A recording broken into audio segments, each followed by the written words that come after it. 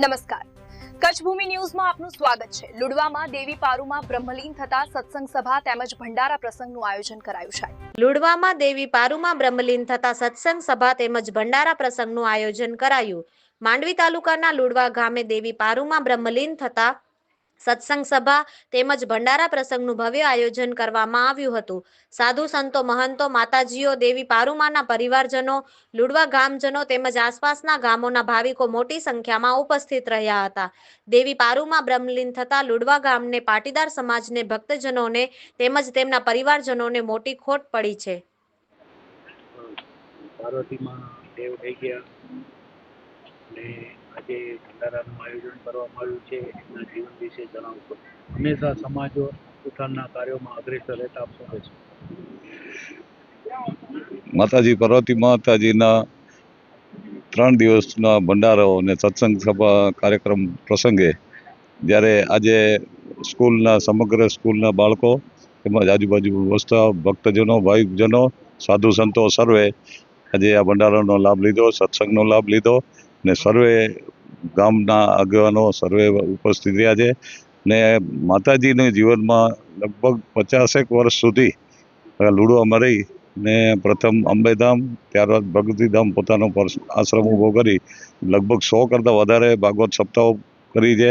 તેમજ અલગ અલગ ગામોના મંદિરો, તેમાં અલગ અલગ ધર્મસભાઓ ઘણો બધો અને ગામમાં આખા ગામની જાગૃતિ, ધાર્મિક જાગૃતિ માટે બહુ મોટું યોગદાન છે। એમને આ લગભગ 65 વર્ષની ઉંમરે જ્યારે અમારી વચ્ચેથી વિદાય થઈ છે ત્યારે ગામ આખું દુઃખની લાગણી અનુભવે છે અને એક સાચા સંત જે નિસ્વાર્થ ભાવે આવતા, એને ક્યારેય નથી નામનો શોખ, નથી કે એવું ક્યારેય નહીં કે તમે મારું નામ લખ્યું ને નહીં આવું પ્રોગ્રામમાં। આવા નિસ્વાર્થ ભાવે સેવા કરતા આવા સંત અમે ગુમાવ્યા છે। એ બદલ અમને ખૂબ ખૂબ દુઃખ અનુભવીએ છીએ અને ગામનું આખા વિસ્તારમાં ગામનું નામ ભગવતી માતાજીના નામેથી પ્રખ્યાત થયું હતું। એવા સંત ગુમાવ્યાનો અમને ખૂબ જ દુઃખ છે। વધુમાં જણાવવાનું કે આ ભંડારા પ્રસંગે સ્કૂલના સમગ્ર બાળકો, નાના મોટા તેમજ સાધુ સંતો, આજુબાજુના ગામના સર્વે ભક્તજનો, સમગ્ર ગામના વિષ્ણુ સમાજ સહિત, પાટીદાર સમાજ, વિષ્ણુ સમાજ સહિત સમગ્ર ભાવિક ભક્તોની ઉપસ્થિતિમાં આ ભંડારાનો કાર્યક્રમ થયો છે। દરેકે આ મહાપ્રસાદનો લાભ લઈ ને આ પ્રસંગને દીપાવવા માટે સમગ્ર આયોજન કર્યું છે।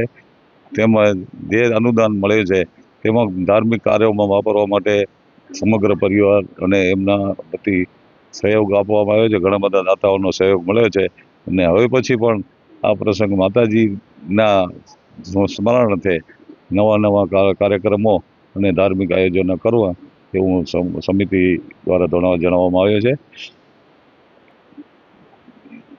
માતાજીની ભાગવત સપ્તાહ દરમિયાન તેમજ ધર્મસભાઓ દરમિયાન તેમને વ્યસન મુક્તિ તેમજ સંસ્કાર માસેના ઘણા બધા કામો કર્યા। વ્યસન મુક્તિ માટે પણ અભિયાન ચલાવ્યું, તેમજ સમૂહ લગ્ન માટે પણ જબરજસ્ત એમને કાર્ય કર્યું છે ને ભાગવત સપ્તાહ દરમિયાન ઘણા બધાને વ્યસન મુક્ત પણ કર્યા છે અને આજ દિવસ સુધી એમનું નિર્લેપ જીવન સમાજ માટે આદર્શરૂપ રહ્યો છે। આજે જ્યારે માતાજીના ભંડારાનો કાર્યક્રમ જ્યારે રાખવાનું આયોજન થયેલ, એ કાર્યક્રમની અંદર આજુબાજુના ગામથી તેમજ સમગ્ર સમાજો અને તેમના સંતગણો પણ ઉપસ્થિત રહ્યા અને માતાજીનું થોડી રૂપરેખામાં એમનું જીવન ચરિત્ર વિશે વાત કરીએ તો માતાજી ઘણા વર્ષોથી જે લુડવા ગામની અંદર કોઈ પણ ધાર્મિક પ્રસંગની અંદર એક અમોને રાહની રસ્તો બતાવતા અને માર્ગદર્શન એનું સચોટ આપતા અને જ્યારે અમારો કંઈક પણ પ્રશ્ન મૂંઝવણ થાય ત્યારે અમે સર્વે માતાજી પાસે જતા અને એનું સોલ્યુશન તરત આપી દેતા। આવી જ રીતે અમારો જ્યારે નવરાત્રિનો કાર્યક્રમ હોય ત્યારે 9 અને 10મા દિવસે એનું કન્ટિન્યુઅસ હાજરી અમારી સાથે રહેતા અને સાથે રમતા અને એને શરૂઆત કરી ત્યારથી જ અમારી સાથે સંકલનમાં જોડાયેલા જ રહેતા ને આવો એક સરળ સ્વભાવ, એક પરિવાર જેવો સ્વભાવ જ્યારે અમને તો એવું લાગતું અમારા માતાજી અમારા પરિવાર જેવા જ છે ત્યારે આવું એક જીવન જીવી અને એક દ્રષ્ટાંત લુડવા ગામને માટે એક પૂરું પાડ્યું છે અને આપણે સૌ એના માર્ગદર્શન નીચે સર્વેને ચાલીએ એ હું અત્રે આપ સૌને જણાવું છું. ધન્યવાદ. આજે ભંડારાનું આયોજન કરવામાં આવ્યું. પરિવારના કોણ કોણ માતાજીના ઉપસ્થિત રહ્યા હતા? આજે માતાજીનો જ્યારે સત્સંગ અને ભંડારાનો કાર્યક્રમ કરવામાં આવ્યો છે એમાં માતાજીના ભાઈઓ ઉપસ્થિત રહ્યા છે. મુંબઈથી મહેન્દ્રભાઈ, તેમજ રાયણથી બાપભાઈ અને એમનો પરિવાર, સમગ્ર પરિવાર, મુંબઈથી ઘણા બધા સાધુ સંતો સાથે રાયણથી બાપભાઈ જેઓ આવ્યા છે. એ ભંડારાનો આજના જમણનો સમગ્ર ખર્ચ બાપભાઈ તરફથી આપવામાં આવ્યો છે. આજનો જેટલો જે ખર્ચ જમણનો થશે એ સમગ્ર બાપભાઈ મારી જોડે ઊભા છે એમના તરફથી આપવામાં આવે છે.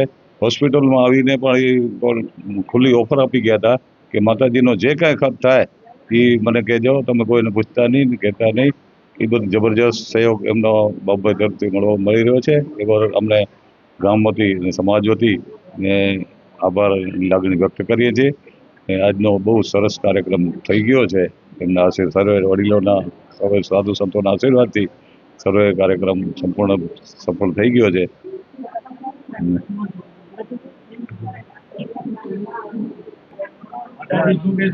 ભંડારાનું આયોજન કરવામાં આવ્યું. પાર્વતીમાનું હંમેશા જીવન પરોપકારનું રહેતું. શું કહેશો? આમ તો અમારી સંત સમાજ માટે તો બહુ ખોટ પડી છે.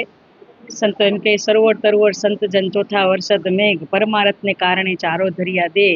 આ પોતાનો દેહ જ્યારે આજે પરમ તત્વમાં ભળી ગયો, પણ આજે લુડવા ગામને અને સંત સમાજને અને ભક્તજનોના માટે બહુ દુઃખદની વાત છે. પણ છતાંય આજે સંતો એટલા બધા ઉમટી પડ્યા કે માનું જે ભજન હતું ને ભજનના પ્રતાપથી આજે એમ ખબર પડે કે જીવ જ્યારે જાય ત્યારે જગત એની પાછળ એને યાદ કરે એવું જીવન જીવીને ગયા અને હંમેશા ભગવાનનું ભજન કર્યું, મા અંબાને ખૂબ ઉપાસના કરી અને ભાગવતની કથાઓ કરીને જગતના કલ્યાણ માટે એનું કંઈક આપી ગયા છે, વાવેતર કરી ગયા છે. એટલે હવે કદાચ સ્થૂળ દેહ નથી પણ સૂક્ષ્મ દેહ હંમેશા અમારા સંત સમાજ સાથે અને લુડવા ગામ અને એના પરિવારજનો સાથે તો છે જ, અને સર્વનું કલ્યાણ એ સૂક્ષ્મ રીતે કરતા જ રહેશે. શું કહેશો?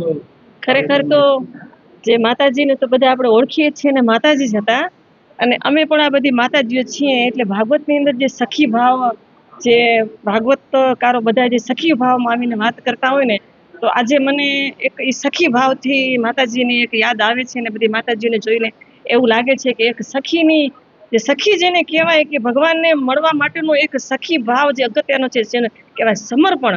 તો એવા માતાજી આ સમાજની અંદર અમારી સાથે ખભે ખભા મિલાવીને અમે બધા ધર્મના કામ કરતા હતા. જ્યારે આજે અમને એક અમારી સખીની ખોટ પડી છે, એ અમને આજે જરૂર આજે માતાજીની યાદ દેવડાવે છે કે સખીની યાદ. બસ આટલું કહેશું.